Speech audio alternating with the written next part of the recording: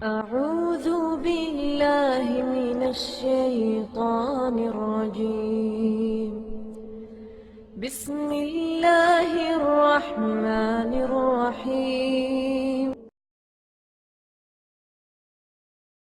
ومن أحسن قولا ممن دعا إلى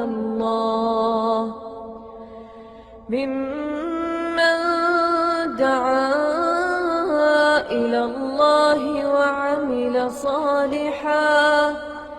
وعمل صالحا وقال إنني من المسلمين.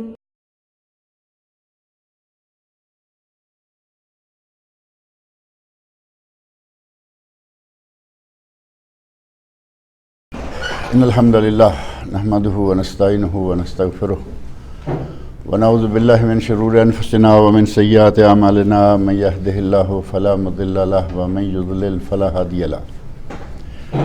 وأشهد أن لا إله إلا الله وحده لا شريك له وأشهد أن محمدا عبده ورسوله.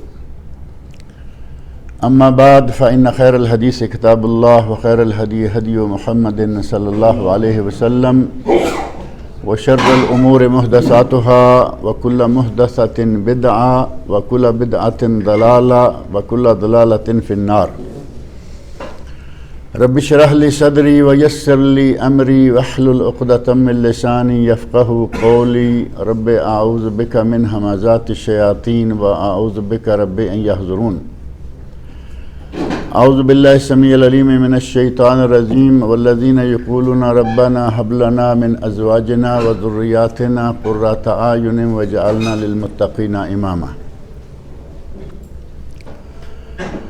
اللہ رب العزت کا بہت بڑا احسان ہے کہ اس نے ہمیں ان گنت نعمتوں سے نواز رکھا ہے. اس نے ہمیں مسلمان بنایا ہے اور حضرت محمد رسول اللہ صلی اللہ علیہ وسلم کا امتی بنایا ہے، جو بہت بڑا اعزاز ہے. انبیاء کرام تو ظاہر ہے کہ آدم علیہ السلام سے لے کر حضرت عیسیٰ علیہ السلام تک بے شمار نبی آئے ہیں. بعض روایات جن کی سند پر اہل علم نے، ماہرین فن حدیث، محدثین نے کلام کیا ہے، ان میں ہے کہ 1,00,000 اور کم و بیش 24,000 انبیاء کرام آئے ہیں، جن میں نبی بھی ہیں اور رسول بھی ہیں. اور ان بہت بڑی تعداد انبیاء میں سے 313 یا 14 رسول ہیں. نبی اور رسول کا تھوڑا سا فرق ہے، جیسا کہ آپ مدارس میں اور درسوں میں آنے جانے والے لوگ ہیں. نبی سے رسول کا تھوڑا سا درجہ زیادہ ہے. 313 یا 314 رسول ہیں. ان 300-325 رسولوں میں سے 5 رسول وہ ہیں جن کو قرآن نے، اللہ رب العزت نے اولو العزم من الرسل، رسولوں میں سے بھی عظیمت والے، بہت بڑی عظیمت والے رسول قرار دیا. اور وہ 5 رسول جو ہیں وہ کون کون ہیں؟ حضرت ابراہیم خلیل علیہ السلام، اور حضرت نوح علیہ السلام، موسیٰ علیہ السلام، عیسیٰ علیہ السلام، اور حضرت محمد رسول اللہ صلی اللہ علیہ وسلم. یہ 5 اولو العزم من الرسل ہیں. 1,24,000 میں سے اعلیٰ ہمارے رسول، 313 یا 314 رسولوں میں سے افضل ہمارے رسول، اور اولو العزم من الرسل 5 کے سردار بھی ہمارے رسول محمد رسول اللہ صلی اللہ علیہ وسلم. یہ بہت بڑا اعزاز ہے کہ ہم نبی صلی اللہ علیہ وسلم کے امتی ہیں. اور امت بھی وہ کہ اگر نبی سب سے اعلیٰ ہیں تو امت بھی تمام امتوں سے اعلیٰ ہے. قرآن کریم میں اللہ نے فرمایا کنتم خیر امت اخرجت للناس تأمرون بالمعروف وتنہون عن المنکر وتؤمنون باللہ. تم بہترین امت ہو. اب تم بہترین امت میں ہر مسلمان شامل ہو سکتا ہے، شرط یہ ہے کہ وہ آگے والے 3 کام کرے. اور ان آگے والے 3 کاموں میں سے ایک تو ہے اللہ کی ذات پر ایمان لانا، جیسا کہ تأمرون بالمعروف وتنہون عن المنکر وتؤمنون باللہ. ایمان تو ہمارا اللہ کی ذات پر ہے، یہ الگ بات ہے کہ ہمارے ایمان میں کتنی کجیاں، ہمارا ایمان کتنا ٹیڑھا، ہمارے ایمان میں کتنے بل اور پھیر ہیں، یہ الگ بات ہے، وہ اس کی بڑی تفصیل۔ اصل ایمان کیا ہے، اللہ کو کیسے ماننا ہے، رسول اللہ صلی اللہ علیہ وسلم کو کیسے سمجھنا ہے، اسی طرح ملائکہ، کتب اور یوم آخرت، ہر چیز میں کچھ تفصیلات ہیں، لیکن مطلقاً ہم سارے ایمان والے ہیں۔ اب پیچھے دو چیزیں بچتی ہیں، وہ ہیں امر بالمعروف اور نہی عن المنکر، نیکی کا حکم دینا اور برائی سے لوگوں کو روکنا۔ اگر یہ بھی ہم کر گزریں تو معنی کیا ہوگا کہ ہم افضل امت کے فرد ثابت ہو گئے۔ اگر یہ دو کام کریں تو پھر افضل امت بنیں گے۔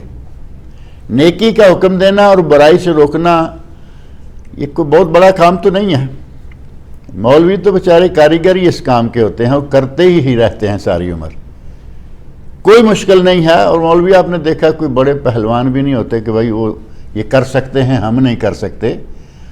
اللہ نے ہر مسلمان کی ذمہ داری لگائی ہے، تأمرون بالمعروف وتنہون عن المنکر، تم نیکی کا حکم کرتے ہو اور برائی سے روکتے ہو۔ ایک مثال دے کر میں اس موضوع کو چھوڑتا ہوں، کیونکہ یہ اپنی جگہ پھر ایک مکمل موضوع ہے کہ وعظ و تبلیغ، دعوت و ارشاد کے فضائل کیا ہیں، اس کا مقام و مرتبہ کیا ہے۔ آپ نے اپنے گھر میں بچے کو، بیوی کو، بھائی بہن کو، یا اپنی کمپنی میں کھانا کھاتے ہوئے کمرے میں اپنے کسی ساتھی کو، روم میٹ کو، یا ہوٹل میں بیٹھے ہیں 4-6 لوگ بیٹھ کے کھانا کھا رہے ہیں، آپ نے کسی آدمی کو دیکھا کہ وہ بائیں ہاتھ سے پانی پینے لگا ہے۔ اب آپ اس کو فوری طور پر 2 کام کریں گے اس آدمی کے ساتھ، اس کو بائیں ہاتھ سے پینے سے روکیں گے کہ بھائی نہیں، ہم مسلمان ہیں اور ہم نبی اکرم صلی اللہ علیہ وسلم کے امتی ہیں، نبی صلی اللہ علیہ وسلم کا حکم یہ ہے کہ ہم دائیں سے پئیں اور دائیں سے کھائیں، اور آپ نے ارشاد فرمایا ہے فَإِنَّ الشَّيْطَانَ يَأْكُلُ بِشِمَالِهِ وَيَشْرَبُ بِشِمَالِهِ، شیطان الٹے ہاتھ سے کھاتا ہے اور پیتا ہے۔ اگر دانائی کے ساتھ، حکمت کے ساتھ اور خیر خواہی کے ساتھ آپ کسی مسلمان کو یہ بات کہیں گے، مانے گا یا نہیں مانے گا؟ فوراً مانے گا۔ یہ الگ بات ہے کہ ہماری دعوت کا انداز غلط ہو، ہم ڈنڈے کے زور سے منانا چاہیں تو وہ نہیں ہوگا۔ آپ میں کسی آدمی کو اس حالت میں دیکھیں چھوٹتے ہی گلے پڑ جائیں کہ تم کیسے مسلمان ہو، تمہیں معلوم نہیں کس ہاتھ سے کھانا کس ہاتھ سے پینا، وہ تو ظاہر ہے کہ جب اس طرح آپ اتنے ٹیڑھے ترچھے بولیں گے تو کہیں گے تم اپنا اسلام گھر میں رکھو، میں جیسا ہوں ٹھیک ہوں۔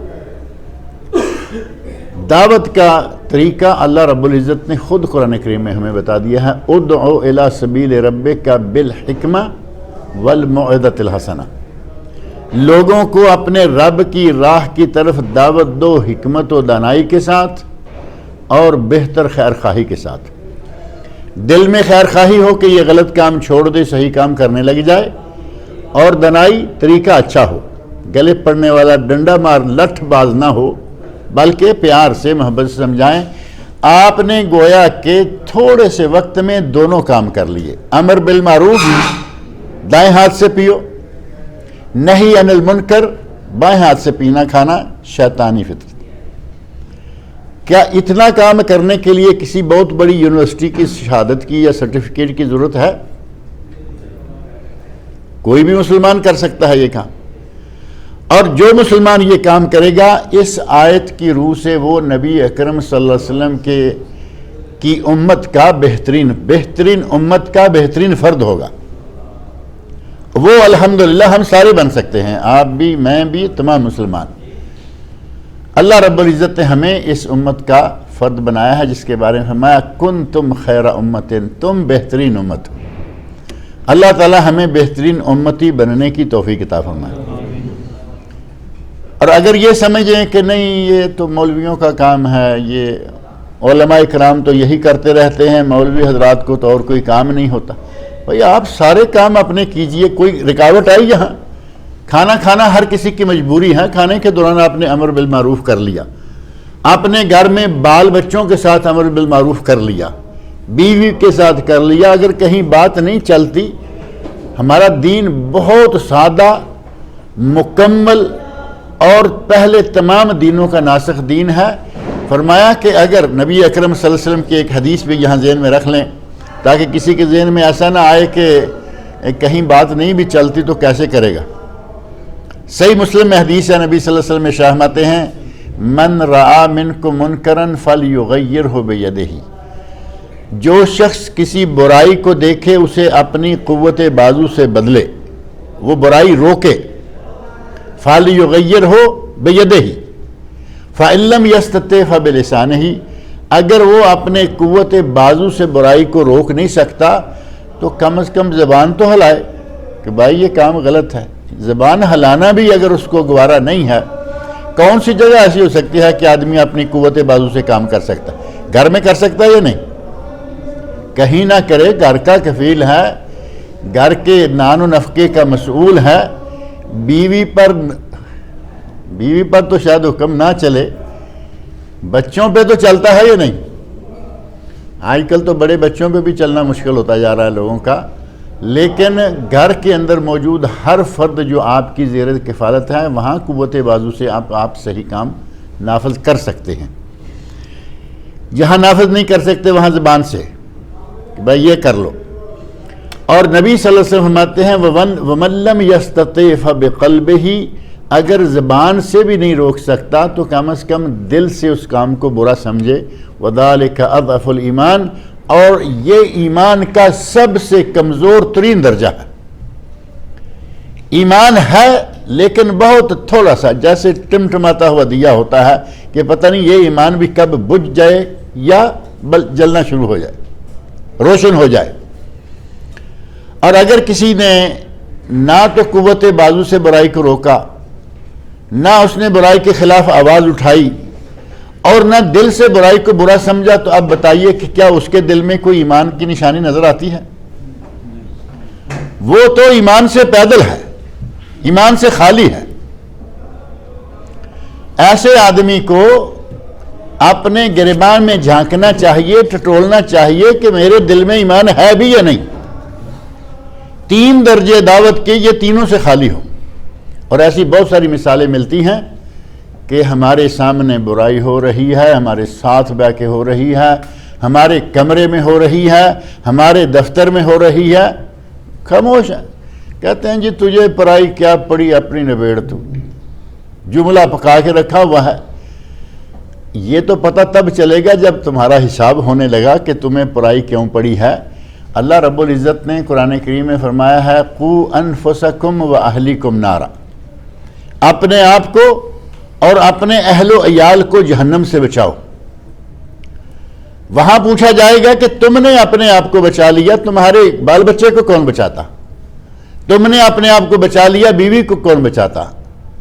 بیٹوں بیٹیوں کو کون بچاتا؟ تمہارے پڑوسیوں کو کون بچاتا؟ وہاں تمہیں پرائی کیا پڑی نہیں ہوگی، بلکہ کہیں گے جی جو جہاں لگا ہوا ہے، کیا کہا جاتا ہے مومن؟ کہتے ہیں جو جہاں لگا ہوا ہے ٹھیک لگا ہوا ہے۔ جو جہاں لگا ہوا ہے ٹھیک نہیں، یہ تو کبھی نہیں ہو سکتا نا۔ ایک آدمی زنا کر رہا ہے ٹھیک ہے، چور ہے ٹھیک ہے، ڈاکہ مار رہا ہے ٹھیک ہے، جھوٹ بول رہا ہے ٹھیک ہے، غیبت کیسے ٹھیک ہو سکتا ہے؟ اور جو جہاں لگا ہوا ہے، ہمارا اصل موضوع کہیں ہٹ نہ جائے، لیکن اس کے لیے ہمارے پاس 2-3 دن ہیں ابھی الحمدللہ۔ ہر جمعہ یہ درس ہوا کرے گا اسی موضوع پر، اصلاح خاندان، اسرے کی، خاندان کی اصلاح کیسے ہے۔ جو جہاں لگا ہوا ہے اس کی مثال میں ایک آپ کو سامنے رکھ دوں جو نبی اکرم صلی اللہ علیہ وسلم نے دی ہے، تاکہ ہمیں یہ کہاوت جھوٹی ثابت ہو جائے کہ جو جہاں لگا ہوا ٹھیک نہیں لگا ہوا۔ اگر غلط کام کرنے والے کو روکیں گے نہیں تو وہ تو غرق ہوگا ہی ہوگا، ہمیں بھی لے ڈوبے گا۔ نبی اکرم صلی اللہ علیہ وسلم نے مثال دی اور فرمایا کہ ایک قوم جہاز میں سوار ہے، بحری جہاز میں، عرشہ ہے، نیچے کی منزل ہے، نیچے کی منزل ہے، نیچے والے پانی لینے کے لیے اوپر جاتے ہیں کہ باہر بالٹی ڈالیں اور پانی نکالیں۔ جو پہلے جہازوں میں تھا، آج تو آپ جانتے ہیں کہ ہر چیز بہت ہی ایڈوانس ہو گئی ہے۔ پانی لینے کے لیے جاتے ہیں، چھینٹے پڑتے ہیں، لوگ ناک منہ چڑھاتے ہیں کہ تم نیچے سے آ کے ہمارے کپڑے گیلے کر جاتے ہو۔ نوجوان آدمی گرم خون اس نے کہا ٹھیک ہے ہم تمہارے علاقے میں آئیں گے نہیں، ہم پانی اپنے علاقے سے حاصل کریں گے۔ اس نے لوہے کا سامان اٹھایا، تھوڑا لیا، وہ کیا کہتے ہیں چھینی، تھوڑا چھینی جہاز کی دیوار میں لگائی، تھوڑا لیا اور ٹھاک سے مارا، کیا ہوگا؟ سوراخ ہو جائے گا۔ سوراخ ہوا تو پانی اندر آ جائے گا۔ یہ نیچے والوں کا حصہ ہے۔ اگر نیچے والے حصے میں پانی بھر گیا تو جہاز ڈوبے گا یا صرف یہ آدمی ڈوبے گا؟ نبی صلی اللہ علیہ وسلم شاہماتے ہیں اگر تم نے اس کے ہاتھ کو روک لیا، نجا و نجو کلہم، نجا و نجو جمیعاً، یہ بھی نجات پا گیا اور تم سارے بھی نجات پا گئے، اور اگر تم نے اس کا ہاتھ نہ روکا، ہلاک و ہلاکو جمیعاً، تم بھی ہلاک ہو جاؤ گے، وہ بھی ہلاک ہو جائے گا۔ بے عین ہی مثال ہے جو کہتے ہیں جو جہاں لگا ہوا ہے ٹھیک لگا ہوا ہے، اسے روکو، کہیں اس کے اور اس جیسے لوگوں کے گناہوں کے نتیجہ میں امت پر عذاب نہ آ جائے، قوم پر، علاقے پر عذاب نہ آ جائے۔ اور ایسے عذابوں کی مثالیں پہلے موجود ہیں۔ اللہ رب العزت نے فرمایا ہے قوا انفسکم واہلیکم نارا، اپنے آپ کو جہنم سے بچاؤ، اپنے گھر والوں کو جہنم سے بچاؤ۔ اور جو میں نے آیت پڑھی ہے شروع میں، وہ دعا ہے بڑی مشہور و معروف، ربنا حب لنا من ازواجنا و ذریاتنا والذین یقولون، وہ اہل ایمان، وہ مومن، وہ مسلمان جو کہ یہ دعائیں کرتے رہتے ہیں، ربنا حب لنا من ازواجنا و ذریاتنا قرۃ اعین، اے اللہ ہمیں ہماری بیویوں، ہماری اولادوں کے ذریعے ہمیں آنکھوں کی ٹھنڈک عطا فرما، آنکھوں کی ٹھنڈک عطا فرما، یہ دعا مانگ رہا ہے۔ اور کن کے ذریعے؟ اولاد کے ذریعے، بیویوں کے ذریعے، ربنا حب لنا من ازواجنا و ذریاتنا قرۃ اعین واجعلنا للمتقین اماما۔ اب بیوی اور اولاد آنکھوں کی ٹھنڈک کب بنیں گی؟ جب بیوی فرما بردار ہوگی، جب اولاد فرما بردار ہوگی۔ اگر بیوی اولاد گھر کے ماحول میں سارے لوگ فرما بردار ہیں تو اس وقت یقیناً آپ کے دل میں بھی ٹھنڈک ہوگی، آپ کی آنکھیں بھی ٹھنڈی ہوں گی۔ اور اگر معاملہ یہ نہ ہوا، آپ نے بیٹے کو کوئی کام کہا، وہ آپ ادھر بھیج رہے ہیں، وہ ادھر جا رہا ہے، بیوی کو آپ منع کر رہے ہیں، وہ سو باتیں کر رہی ہے، دل میں ٹھنڈک آئے گی؟ یہ نتیجہ کس بات کا ہے؟ یہ نتیجہ اس بات کا ہے کہ حتیٰ کہ یہاں تک نوبت آ جاتی ہے، لوگ اس قول تک آ جاتے ہیں کہ یا اللہ اس اولاد سے تو مجھے تو نہ دیتا تو اچھا۔ ایسی بات سنتے ہوں گے یقیناً۔ بعض والدین اپنی اولاد کے ستائے ہوئے یہاں تک پہنچ جاتے ہیں کہ یا اللہ ایسی اولاد دینے سے تو نہ دیتا تو اچھا تھا۔ اور کہیں ساری اولاد نہیں، ان میں سے کوئی گندا انڈا نکل آتا ہے، ایک اپنا ہی بیٹا ہے لیکن گندا نکل آیا، اس کے لیے اسی طرح کے الفاظ کہے جاتے ہیں کہ تو ہمارے گھر میں پیدا ہی نہ ہوتا تو اچھا۔ اب ایسے والدین کو کیا کسی کے بچے کے بارے میں جس کی یہ حالت ہوگی، اس کے والدین کو دل میں ٹھنڈک پہنچے گی؟ اور یہ نوبت کیوں آئی؟ بچہ اس طرح کا کیوں نکلا؟ بیوی اس طرح کی کیوں نکلی؟ اس میں ماننا تو بڑا مشکل ہے، لیکن حقیقت یہ ہے کہ قصور ہمارا اپنا ہوتا ہے۔ مانتے تو ہم ہیں نہیں نا کوئی بھی کام کر کے، لیکن اصل قصور ہمارا ہے۔ اگر ہم نے شروع میں جو نبی اکرم صلی اللہ علیہ وسلم کی ہدایت ہیں، ان ہدایات کے مطابق شادی کی ہوتی تو اللہ رب العزت کے فضل سے اولاد بھی وہ ملتی جو کہ آپ کی آنکھوں کی ٹھنڈک ہوتی، سینے کی ٹھنڈک ہوتی، دل کی ٹھنڈک ہوتی۔ اب نبی صلی اللہ علیہ وسلم نے گھر کے ماحول کو سنوارنے کے لیے بہت دور سے ہمیں ایسی تعلیمات مہیا دینا شروع کی کہ ابھی بچہ تو بعد میں آئے گا، پہلے کہا کہ بیوی صحیح اختیار کرو۔ بچہ تو بعد کی بات ہے، اولاد تو بعد میں ہے، پہلے بیوی آئے گی۔ اور معاشرہ پورے کا پورا، خاندان پورے کا پورا صحیح کیسے ہوگا؟ جب اس کی بنیاد صحیح ہوگی۔ اور بنیاد صحیح کیا ہے؟ آپ کے پاس بیوی حاصل کرنے کا یا گھر والوں کا اپنا داماد حاصل کرنے کا معیار وہ ہو جو نبی اکرم صلی اللہ علیہ وسلم نے مقرر فرمایا۔ اگر ہم اس معیار پہ پورے اتر آئیں تو پھر یقیناً ہمیں ایسی اولاد دیکھنا بھی نہ ملے گی جو یہ کہنے پہ مجبور کرے کہ تو نہ ہوتا تو اچھا تھا۔ وہ معیار، وہ انداز اور وہ آداب کیا ہیں جو نبی اکرم صلی اللہ علیہ وسلم نے اس سلسلے میں بتائے ہوئے ہیں؟ سب سے پہلے آپ یہ دیکھیں کہ ہمیں بیوی کیسی لینی چاہیے۔ شادی تو ظاہر سب کر رہے ہیں نا، نوجوان سارے شادیاں کرتے ہیں، لیکن بیوی کے لیے یا نیک بیوی حاصل کرنے کے لیے ہمیں کون سا معیار دیکھنا ہوگا؟ نبی اکرم صلی اللہ علیہ وسلم نے فرمایا تنکح المرأۃ لاربع، کسی عورت سے نکاح کیا جاتا ہے 4 وجوہات کی بنا پر، 4 اسباب ہیں کسی کے ساتھ نکاح کرنے کے، اور وہ چاروں گن کے آپ نے بتا دیے۔ لمالہا، پہلا سبب یہ ہوتا ہے کہ لوگ مال دیکھتے ہیں کہ میرے سسرال والے مالدار ہوں، لڑکی سامان لے کے آئے گی، جہیز لے کے آئے گی، جو ہمارے یہاں عموماً آج کل بنا ہوا ہے، ڈھیروں جہیز آئے گا جی، گاڑی آئے گی، گھوڑا آئے گا، پتہ نہیں کیا کیا کچھ آئے گا۔ تنکح المرأۃ لاربع لمالہا ولحسبہا، اس کا خاندان، اس کی فیملی دیکھی جائے گی کہ وہ کیسی ہے، ولجمالہا، اس کا حسن اور جمال دیکھا جائے گا کہ وہ کیسا ہے، اور چوتھی بات فرمائی والدینہا، اور اس کا دین دیکھا جائے گا کہ وہ دین کے معاملے میں کس حد تک ہے۔ یہ 4 چیزیں آپ نے ترتیب کے ساتھ بتا دی۔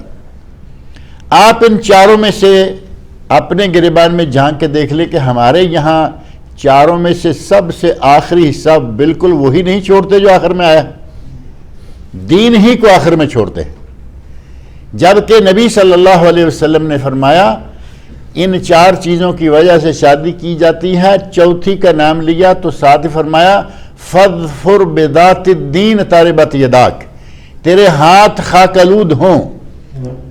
ایک مثال ہے عربوں کی، ایک انداز ہے بولنے کا، جیسے کہتے ہیں وہ تیرا بھلا ہو، وہ تیرا بھلا ہو، یہ کام کر لو۔ فرمایا کہ تیرا بھلا ہو، فاظفر بذات الدین، دیندار عورت حاصل کرنے میں کامیابی پا جاؤ۔ آپ نے مال کا نہیں کہا، آپ نے جمال کا نہیں کہا، آپ نے حسب و نسب کا نہیں کہا، اور حسب و نسب تو میرا خیال ہے آج کل اتنا پوچھا بھی نہیں جاتا، آج کل اصل وہی ایک ہی چیز پوچھی جاتی ہے، بینک بیلنس کتنا بڑا ہے۔ بینک بیلنس کی خبر ہو جائے، فیکٹری، کوئی مل، کوئی کمپنی، کوئی بہت بڑا جائنٹ سٹور، کوئی اس طرح کی چیز کا پتہ چل جائے نا کہ ان کی ہے، لڑکی لے آئیں گے، اس میں چاہے بیچاری کی آنکھیں ٹیڑھی میڑھی ہی کیوں نہ ہوں، پتہ ہے کہ دولت بے شمار آئے گی۔ نبی اکرم صلی اللہ علیہ وسلم نے ہمیں بڑا آسان سا سیدھا سا طریقہ بتا دیا کہ شادی کرنی ہے تو پہلے آپ اس طرح کی عورت ڈھونڈیں جو اپنے بیٹے کے ساتھ بیائیں۔ وہ ایک بات امام احمد رحمۃ اللہ علیہ کے بارے میں کہی جاتی ہے، یہ واقعہ ان کے بارے میں بیان کیا جاتا ہے لیکن مجھے کہیں ملا نہیں، میری نظر میں نہیں چلا، میں نے صرف سن رکھا ہے کہ اگر آپ نے کہیں جا کے پوچھا، یعنی بیوی اگر آپ کو چاہیے نکاح کرنا ہے، بہو لانی ہے یا بیوی کے لیے آپ نے پیغام دینا ہے، تو وہ کہتے ہیں کہ ہم جاتے ہی یہ نہیں پوچھیں گے کہ یہ دین میں کیسی ہے۔ اگر جاتے ہی پوچھا دین میں کیسی ہے تو انہوں نے کہا یہ دین میں بہت ہی لائق ہے، بڑی نیک ہے، پارسا ہے، پرہیزگار ہے، عالم دین ہے۔ اب آگے کچھ پوچھنے کی نوبت رہے گی؟ اب تو شادی کرنی ہوگی، کیونکہ نبی اکرم صلی اللہ علیہ وسلم کا ارشاد ہے اذا اتاکم من ترضون دینہ وخلقہ، اگر تمہارے پاس، یہ دوسری طرف ہے، لڑکا آئے، اذا اتاکم من ترضون دینہ وخلقہ، اگر تمہارے پاس لڑکا آئے جس کا دین بھی تمہیں پسند آئے اور اس کا اخلاق بھی پسند آئے، فزوجوہ، تو اسے اپنی بیٹی کا بیاہ دے دو، شادی کر دو۔ اسی طرح لڑکی کا آپ نے پوچھا کہ دین کیسا ہے، کہا کہ تو بہت دیندار ہے، تو شادی کرنی پڑے گی یا نہیں؟ قاعدہ یہ ہے، نبی اکرم صلی اللہ علیہ وسلم کا فرمان یہ ہے کہ شادی کر لو۔ اب اگر آپ نے دین پوچھا، دین پورا نکلا، شادی کرنی پڑے گی. آپ نہ جمال پوچھ سکتے ہیں، نہ مال پوچھ سکتے ہیں، نہ حسب نسب. وہ کہتے ہیں کہ ہم پہلے ہی پوچھیں گے کہ جمال کیسا ہے، مال کیسا ہے، خاندان کیسا ہے. وہ چیزیں پسند آئیں گی. دین پوچھیں گے، دین پسند آ گیا تو نکاح پکا. اور اگر کوئی کمی بیشی ہوگی تو پھر اس کے بارے میں سوچا جا سکتا ہے. پہلی 2-3 چیزیں دیکھ لیں، پسند آ گئیں، آخری کے بارے میں فائنل فیصلہ. ہمارے یہاں آخری تک جاتے ہی نہیں.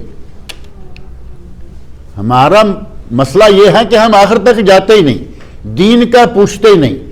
کوئی بھی بہو بیاہ کے گھر میں لے آئیں گے تو کل کو بچے تو وہی پیدا ہوں گے.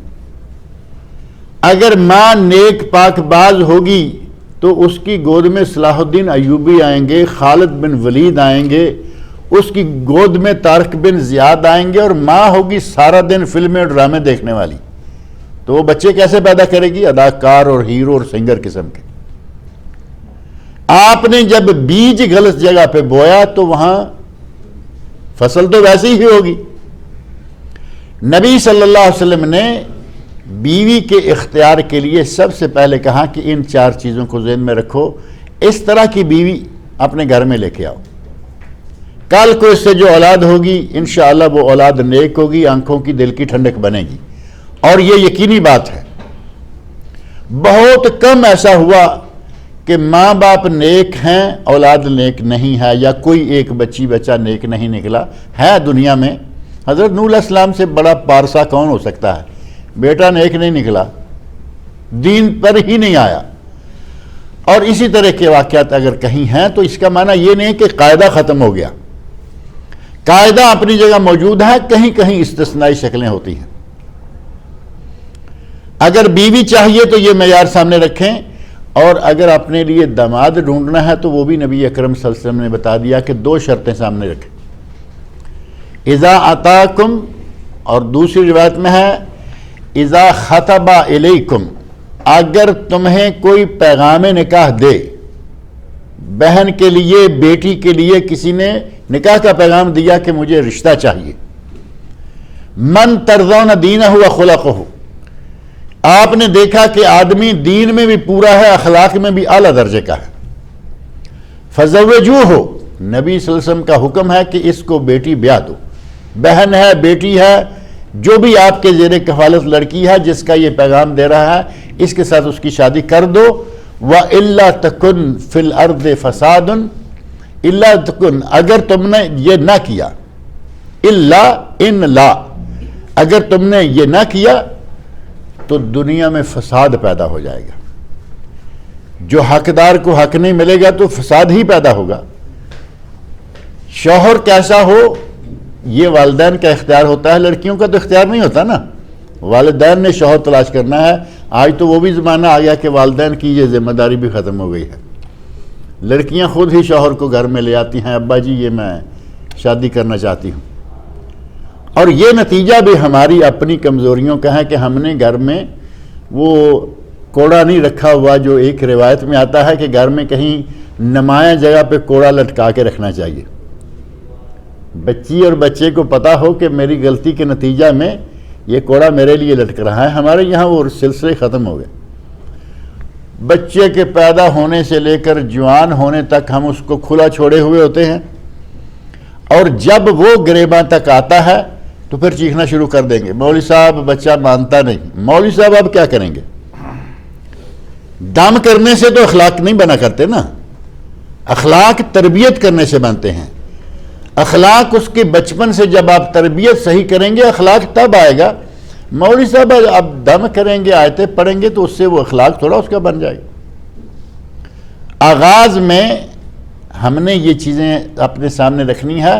اللہ نے فرمایا ہے کہ اپنے آپ کو جہنم کی آگ سے بچاؤ اور اپنے گھر والوں کو. اور فرمایا کہ بندے دعائیں مانگتے ہیں، اہل ایمان دعائیں مانگتے ہیں کہ اے اللہ ہمیں ہماری آنکھوں کی ٹھنڈک عطا فرما، بیویوں کے ذریعے، اولادوں کے ذریعے، بچوں کے ذریعے، اور ہمیں نیک لوگوں کا امام بنا. نیک لوگوں کا امام بنا کا معنی یہ نہیں ہے کہ ہمیں کسی مسجد کی امامت دے دے. یعنی نیک لوگوں میں کہتے ہیں جو نیکوں کا بھی بڑا پیشوا ہو، ہمیں نیکی کرنے والوں کا بھی بڑا بنا دے۔ یہ دعائیں صرف دعائیں مانگتے رہیں تو نہیں ہوگا، اس کے لیے ہمیں یہ اقدام کرنے ہوں گے کہ کیا کیا کرنا ضروری ہے۔ نیک بیوی ہوگی، یقیناً آپ کے دل کو ٹھنڈک پہنچے گی۔ اور اگر آپ، جیسے میں نے پہلے جملہ کہا ہے، آپ کہیں بیوی کو ادھر جانا ہے اور وہ کہے نہیں میں تو ادھر جا رہی ہوں، ٹھنڈک آئے گی یا دل جلنا شروع ہو جائے گا؟ کبھی کبھی بعض گھروں کی باتیں سننے کے بعد پتہ چلتا ہے کہ اگر کبھی دل کے جلنے کا دھواں نکلتا ہوتا تو اس کمرے میں دھواں دار موسم ہوتا اس وقت، جتنا دکھی وہ شوہر بیٹھا ہوا نظر آتا ہے اپنی بیوی کے ہاتھ، اور اس میں بڑی حد تک قصور اپنا ہے، لیکن وہ جگہ جو ہے وہاں اس نقطے پر ہم جاتے نہیں، ماننے کو تیار نہیں ہوتے۔ اگر صحیح انداز شروع میں اختیار کر لیں تو بعد میں نتائج اچھے ہمارے سامنے یقیناً آ جاتے ہیں۔ یہ میں نہیں، نبی اکرم صلی اللہ علیہ وسلم کا فرمان ہے۔ اور نیک بیوی کون سی ہوگی؟ آپ نے فرمایا فاظفر بذات الدین، نیک بیوی، دیندار بیوی کون ہوگی؟ نبی اکرم صلی اللہ علیہ وسلم ارشاد فرماتے ہیں رحم اللہ امرأن، رحم اللہ رجلاً، اللہ تعالیٰ اس مرد پر رحم فرمائے جو رات کو اٹھے نماز پڑھے، قام فصلی، اٹھا اس نے نماز پڑھی اور اپنی بیوی کو بھی اٹھایا، اور اگر وہ اٹھنے پہ تیار نہ ہو نضح علیہ الماء، تو اس پہ پانی کا چھینٹا مارا۔ کوئی جرت کر سکتا ہے آج کل ایسی؟ چھینٹا مارے گا تو صبح ناشتہ کہاں سے ملے گا؟ ہوٹل سے، یہاں ناشتہ نہیں ملنے والا۔ فرمایا کہ اللہ اس بندے پر رحم فرمائے جو خود اٹھے اور بیوی کو اٹھائے، اللہ اس عورت پر رحم فرمائے جو خود اٹھے اور اپنے شوہر کو اٹھائے۔ اگر اس طرح کے نیک میاں بیوی ہوں، گھر میں اللہ کی رحمتیں نازل ہوں گی اور آدمی پرسکون زندگی گزارے گا۔ اس موضوع کو انشاءاللہ اگلے درس میں مکمل کریں گے۔ اللہ رب العزت سے میری دعا ہے کہ وہ ہمیں اپنی اولاد سے، اپنی بیویوں سے دلوں کی ٹھنڈک عطا فرمائے۔ اللہ تعالی ہمارے گھروں میں جو اس وقت شر پھیلتا جا رہا ہے اس شر کے سامنے اللہ ہی بند باندھے اور ہمیں اس ماہ رمضان مبارک کی عبادتیں کرنے کی توفیق عطا فرمائے۔ وما علینا الا البلاغ المبین۔ جزاک اللہ۔